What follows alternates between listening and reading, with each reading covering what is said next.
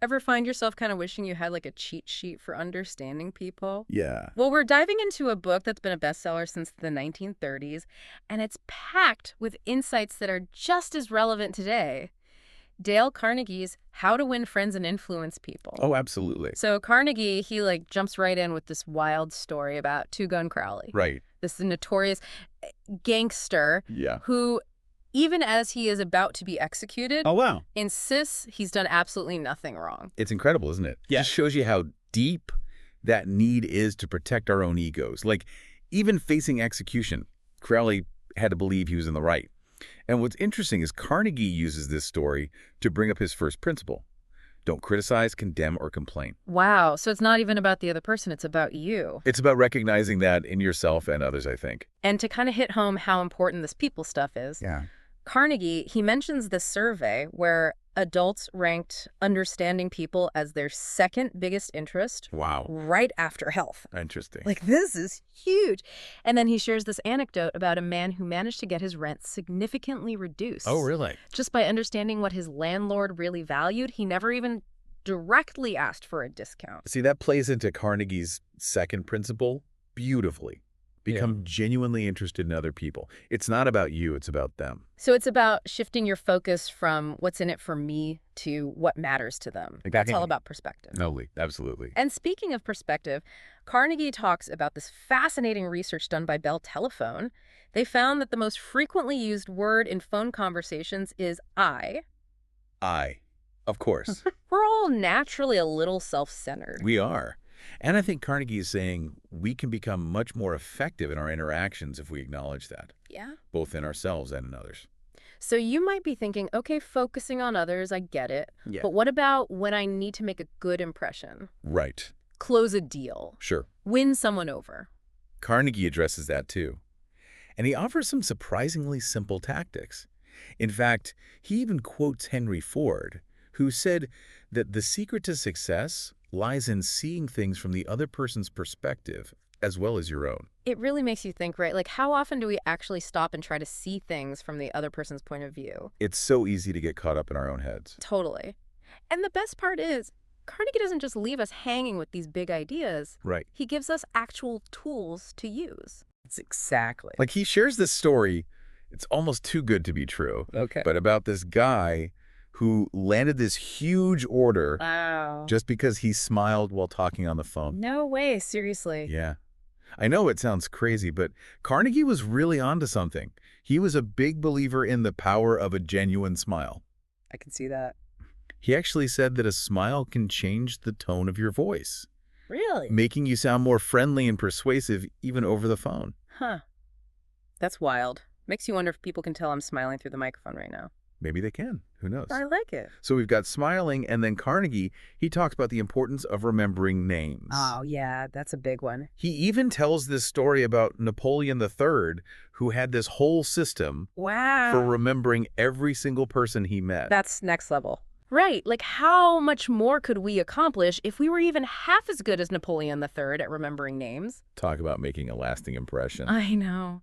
Okay, so we've got smiling down, remembering names, and then Carnegie, he goes on to another principle that seems so simple, but it's so often overlooked. Let me guess. Listening. Yes. Be a good listener. He tells this story about a guy who everyone thought was this amazing conversationalist, Really? but the thing is he barely said a word. Really? He just listened. He was just really present and paying attention. That's so interesting. I think it's because most people are just waiting for their turn to talk. They're not really listening. It's true. Everyone wants to feel heard Exactly. and like actually listened to, not just waiting for their turn to talk. Carnegie was right. It's a fundamental human need. So far, we've been talking about like building connections. Right. But what about when things get a little tougher? Like when there's disagreement or conflict? The inevitable conflict. It's easy to say, don't criticize Yeah. when you're reading in a book, but like what about in the heat of the moment? It's tough. And what's funny is Carnegie actually says that he used to be a huge arguer. Like, he loved to argue. Oh, really? So what changed? He learned the hard way that you never actually win an argument. Because even if you get your way, you might damage the relationship in the process. Exactly. And he talks about how arguing often just makes people more stuck in their own positions. So what's the alternative? Like, how do you navigate those tough conversations without it turning into a fight? Well, Carnegie tells this really interesting story about John D. Rockefeller Jr. He managed to get a bunch of photographers to stop harassing his children, not by threatening them or anything, Yeah. but by appealing to their own experiences as parents. Like he found that common ground, that human connection. It's like he reminded them that they weren't so different after all. Exactly. And he gives all these other examples too, like he talks about Cyrus Curtis. The Saturday Evening Post guy. Yeah, exactly. He got Louisa May Alcott to write for him, but not by offering her a ton of money. How'd he do it? He made a big donation to her favorite charity. Wow. Talk about knowing your audience, right? Right. He knew what mattered to her. Yeah. And it worked. So it's about appealing to people's better natures, to their values. It's like that whole thing about catching more flies with honey. Right, exactly. It's about being smart and strategic, but also kind and respectful. And Carnegie, he tells this other story about this guy trying to get a job. And instead of like launching into this whole thing about how great he is, he just starts asking the employer about his experience. Interesting. And he ends up letting the employer basically sell himself on making the hire. Oh, wow, that's clever. Right. It totally plays into that idea that people love to talk about themselves and their accomplishments. It's like you said before, everyone wants to feel important. It's such a human thing, you know? And when you can tap into that in a genuine way, it can be really powerful. For sure. It's so much better than putting someone down to make yourself look good. 1,000 times better. And, speaking of making people feel important, Carnegie talks about this other thing, letting the other person save face. Oh, yeah, that's a good one. He uses the example of General Electric, I think it was. They wanted to demote this guy, Charles Steinmetz. Yeah. But, he was brilliant. So what did they do? They basically gave him this fancy new title, but it was for, the same work. That's amazing. It let him keep his dignity. Right. They found a way to achieve their goals while still being considerate of his feelings.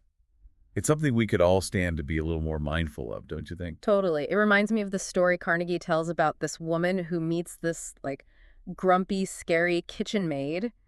And the woman, she just, looks at the maid and tells her that she has hidden treasures inside of her. Ah, love that. And the maid is totally caught off guard. Of course. Nobody had ever said anything like that to her. Right. And it completely transforms her outlook. She becomes, a different person. It's remarkable how a little bit of encouragement can have such a ripple effect. It just goes to show you never know what someone else might be going through or what a kind word might mean to them. So true. So as we kind of wrap up here, any final thoughts for our listeners? Stuff from a Carnegie we should really try to remember. I think the real beauty of Carnegie's principles is how simple yet powerful they are. Oh. And they're timeless. We're talking about a book that's almost a century old, and it's still so relevant today. Totally. It's not like some stuffy old textbook either. It's actually enjoyable to read. Exactly. Carnegie, he's like that wise friend giving you advice. He's funny and insightful, and he really seems to get people. And he doesn't just tell you what to do either. He explains why it works. All those stories he tells. Right. Those are what really bring it to life. They make you think, oh, yeah, I've totally been in that situation. It's like he gives you permission to be human, It's okay to want to be liked and respected. Exactly. It's part of what makes us human. And there's nothing wrong with wanting to improve those skills and build stronger, more meaningful relationships. For sure. And Carnegie, he gives you the tools to do it. So as you go about your day-to-day, remember to be genuinely interested in others. Smile generously. Make an effort to remember names, listen attentively, and always aim to make the other person feel important. These principles might seem simple, but their impact can be profound. Until next time, keep exploring, keep connecting, and keep diving deep into the fascinating world of human relations.